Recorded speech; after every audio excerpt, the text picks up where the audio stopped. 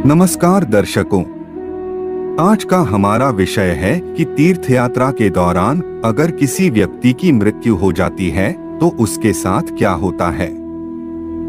परमपिता परमेश्वर के बाद मृत्यु दूसरा सबसे अटल सत्य है जिसे कोई झुठला नहीं सकता।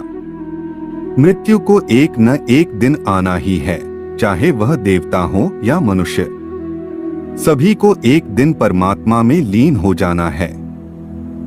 परंतु अगर हम मनुष्य योनि की बात करें तो मनुष्य पहले से ही मृत्यु के बाद अपनी गति को निर्धारित कर सकता है। अब आप सोच रहे होंगे कि यह कैसे संभव है। इसका उत्तर आपको हमारी इस प्रस्तुति में मिल जाएगा।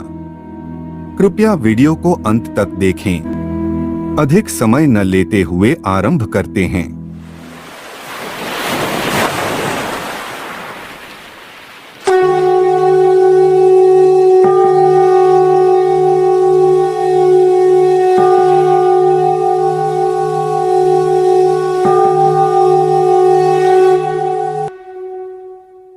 गरुड़ ने कहा कि हे प्रभु, दान एवं तीर्थ करने वाले को स्वर्ग तथा मोक्ष की प्राप्ति होती है। हे स्वामिन, किस दान और तीर्थ सेवन से मनुष्य मोक्ष प्राप्त करता है? किस दान एवं तीर्थ के पुण्य से प्राणी चिरकाल तक स्वर्ग में रह सकता है? क्या करने से वह स्वर्ग लोक एवं सत्यलोक से तेजो लोक में जाता है? किस पाप से मनुष्य नाना प्रकार के नरकों में डूबता रहता है? हे भक्तों को मोक्ष प्रदान करने वाले भगवान जनार्दन, आप मुझे यह भी बताने की कृपा करें कि कहां पर मृत्यु होने से प्राणी को स्वर्ग और मोक्ष भी प्राप्त होता है जिससे कि पुनर्जन्म नहीं होता। फिर श्री विष्णु ने कहा कि हे गरुड़, भारतवर्ष में मानव योनि 13 जातियों में बटी हुई है।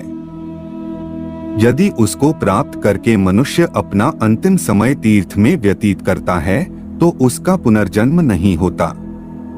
अयोध्या, मथुरा, माया, काशी, कांची, अवंतिका और द्वारका, ये 7 पुरियां मोक्ष देने वाली हैं। प्राणों के कंठ तक आ जाने पर मैं सन्यासी हो गया, ऐसा जो कह दे तो वह मरने के बाद विष्णुलोक को प्राप्त होता है। फिर पुनः पृथ्वी पर उसका जन्म नहीं होता। जो मनुष्य मृत्यु के समय एक बार हरि यानी इन 2 अक्षरों का उच्चारण कर लेता है वह मानो मोक्ष प्राप्त करने के योग्य हो गया है। जो मनुष्य प्रतिदिन कृष्ण कृष्ण कृष्ण यह कहकर मेरा स्मरण करता है उसको मैं नरक से उसी प्रकार निकाल देता हूँ जिस प्रकार जल का भेदन कर कमल ऊपर निकल जाता है। जहाँ पर शालिग्राम शिला हो या जहाँ पर द्वारवती शिला हो या जहाँ पर इन दोनों शिलाखंडों का संगम हो वहाँ प्राणी को मुक्ति निसंदेह ही प्राप्त होती है। समस्त पाप एवं दोषों का विनाश करने वाली शालिग्राम शिला जहाँ विद्यमान है वहाँ उसकी मृत्यु होने से जीव को निसंदेह ही मोक्ष मिलता है। रोपनाथ पालनाथ सेकायान स्पर्शन कीर्तनाथ तुलसी दहते पापम नृणाम जन्मार्जितम खग। अर्थात हे खगेश, तुलसी का वृक्ष लगाने, पालन करने, सींचने, ध्यान स्पर्श और गुणगान करने से मनुष्यों के पूर्व जन्मार्जित पाप जल कर नष्ट हो जाते हैं। राग द्वेष रूपी मल को दूर करने में समर्थ ज्ञान रूपी जलाशय के सत्य रूपी जल से युक्त मानस तीर्थ में जिस मनुष्य ने स्नान कर लिया है वह कभी पापों से संलिप्त नहीं होता। देवता कभी काष्ठ और पत्थर की शिला में नहीं रहते, वे तो प्राणी के भाव में विराजमान रहते हैं। इसलिए सद्भाव से युक्त भक्ति का सम्यक आचरण करना चाहिए। उदाहरण के लिए जैसे मछुआरे प्रतिदिन प्रातः काल जाकर नर्मदा नदी का दर्शन करते हैं किंतु वे शिवलोक नहीं पहुंच पाते क्योंकि उनका उद्देश्य और भाव अलग है। मनुष्यों के चित्त में जैसा विश्वास होता है वैसा ही उन्हें अपने कर्मों का फल प्राप्त होता है और वैसी ही उनकी परलोक की गति होती है। ब्राह्मणार्थे गवार्थे च स्त्रीणाम बालवधेषु च। प्राणत्याग परो यस्तु स वै मोक्षम वाप्नुया। इसका भावार्थ है कि ब्राह्मण, गौ, स्त्री और बालक की हत्या रोकने के लिए जो व्यक्ति अपने प्राणों का बलिदान करने में तत्पर रहता है उसे मोक्ष प्राप्त होता है। जो बिना खाए व्रत के द्वारा मृत्यु प्राप्त करता है उसे भी मुक्ति प्राप्त होती है। वह सभी बंधनों से निर्मुक्त हो जाता है। ब्राह्मणों को दान देने से मनुष्य मोक्ष को प्राप्त कर सकता है। हे गरुड़, सभी प्राणियों के लिए जैसे मोक्ष मार्ग हैं, वैसे ही स्वर्ग के मार्ग भी हैं। जैसे गौशाला देश का विध्वंस होने पर युद्ध भूमि में एवं तीर्थ स्थल में मृत्यु सर्वश्रेष्ठ कल्याणकारी होती है, प्राणी वहां अपने शरीर का परित्याग करके चिरकाल तक स्वर्गवास का लाभ ले सकता है। पंडित को जीवन और मरण, इन दो तत्वों पर ही ध्यान देना चाहिए। अतः वे दान तथा भोग से जीवन धारण करें और युद्ध भूमि एवं तीर्थ में मृत्यु को प्राप्त करें। जो मनुष्य हरिक्षेत्र, कुरुक्षेत्र, भृगुक्षेत्र, प्रभास, श्रीशैल, आबू पर्वत, पुष्कर तथा शिव क्षेत्र में प्राण त्यागता है, वह प्राणी तब तक स्वर्ग में रहता है जब तक ब्रह्मा जी का एक दिन पूरा नहीं हो जाता। उसके बाद वह पुनः पृथ्वी पर आ जाता है।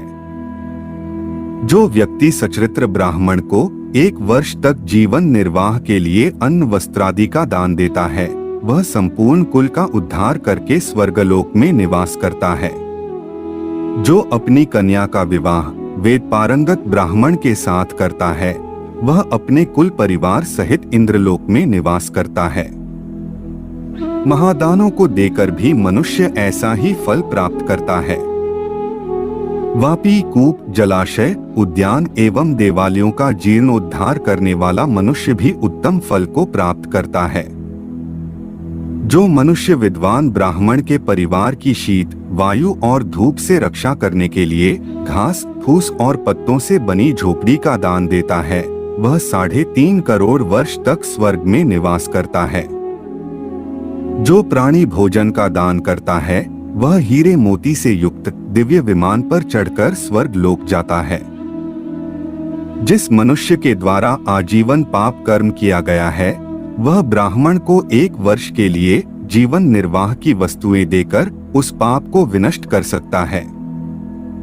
पवित्र व कर्मनिष्ठ कन्या का विवाह कराने वाला व्यक्ति अपने भूत, भविष्य और वर्तमान तीनों पापों को नष्ट कर देता है। इसी प्रकार अन्य बहुत से सुकृत कर्म हैं, जिन्हें करके मनुष्य स्वर्गलोक का भागी बनता है। वह उन सभी पुण्यों के फल को ग्रहण करके परम प्रतिष्ठा को प्राप्त करता है। व्यर्थ के कार्यों को छोड़कर निरंतर धर्माचरण करना चाहिए। इस पृथ्वी पर दान, दम और दया, ये ही 3 सार हैं। इसके अतिरिक्त दरिद्र सज्जन ब्राह्मण को दान, किसी वीरान स्थान में स्थित शिवलिंग का पूजन और अनाथ प्रेत का संस्कार, ये 4 कर्म ऐसे हैं जो करोड़ों यज्ञों का फल प्रदान करते हैं। आज की हमारी प्रस्तुति में इतना ही। अगर आपको हमारी यह प्रस्तुति अच्छी लगी हो तो लाइक करें, कमेंट करें और चैनल को सब्सक्राइब अवश्य करें। मिलते हैं एक और ज्ञानवर्धक वीडियो के साथ। तब तक के लिए जय जय श्री राम।